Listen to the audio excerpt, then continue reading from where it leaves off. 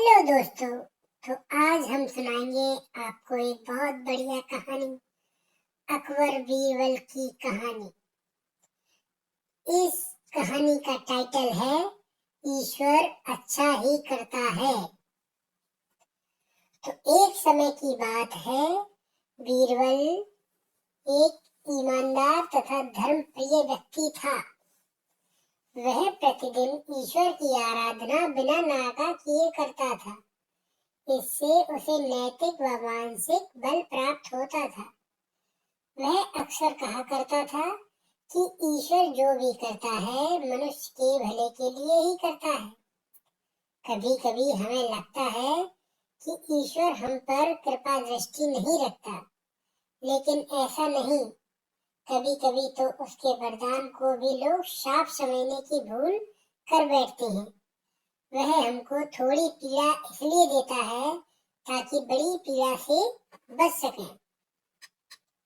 एक दरबारी को बीरबल की ऐसी बातें पसंद न आती थी। वह एक दिन दरबारी दरबार में बीरबल को संबोधित करता हुआ बोला, देखो, ईश्वर ने मेरे साथ क्या किया। कल शाम को जब मैं जानवरों को चारा काट रहा था तो अचानक मेरी छोटी उंगली कट गई। क्या तुम भी यही कहोगे कि ईश्वर ने मेरे लिए यह अच्छा किया? कुछ देर चुप रहने के बाद बीरबल बोला, मेरा अब भी यही विश्वास है, क्योंकि ईश्वर जो भी करता है मनुष्य के भले के लिए ही करता है। यह बात सुनकर वह दरबारी नाराज हो गया और बोला, मेरी तो उंगली कट गई और बीरबल को इसमें भी अच्छा ही नजर आ रही है। मेरी पीड़ा तो जैसे कुछ भी नहीं। कुछ अन्य दरबारियों ने भी उसके सुर में सुर मिला दिए।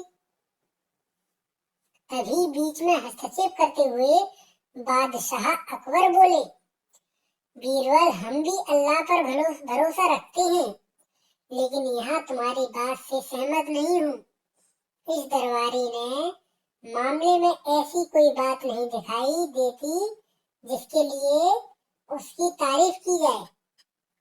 बीरबल मुस्कुराता हुआ बोला, ठीक है, जा पनाह, समय ही बताएगा। अब 3 महीने बीत चुके थे। वह दरबारी जिसकी उंगली कट गई थी घने जंगल में शिकार खेलने निकला हुआ था। वह हिरन का पीछा करते हुए भटक कर आदिवासियों के हाथों में जा पड़ा। वे आदिवासी अपने देवता को प्रसन्न करने के लिए मानव बलि में विश्वास रखते थे। अतः वे दरबारी को पकड़कर मंदिर ले गए बलि चढ़ाने के लिए।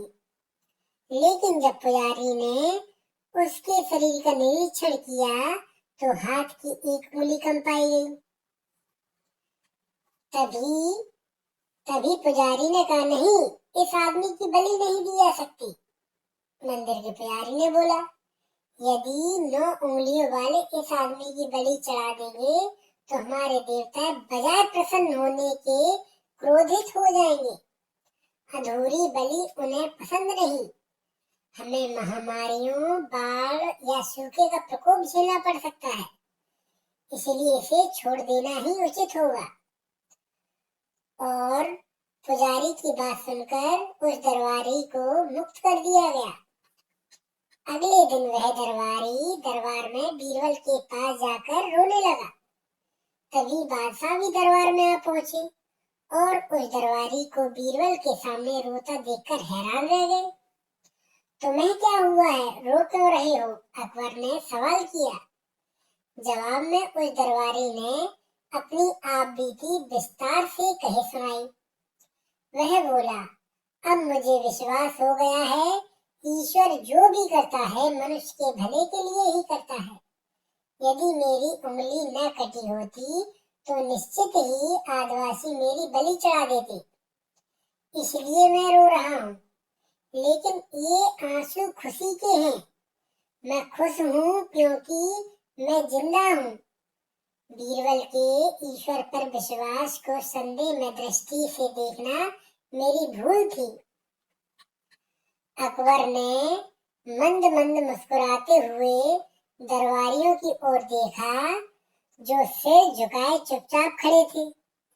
अकबर को गर्व महसूस हो रहा था, बीरबल जैसा बुद्धिमान उसके दरबारियों में से एक है।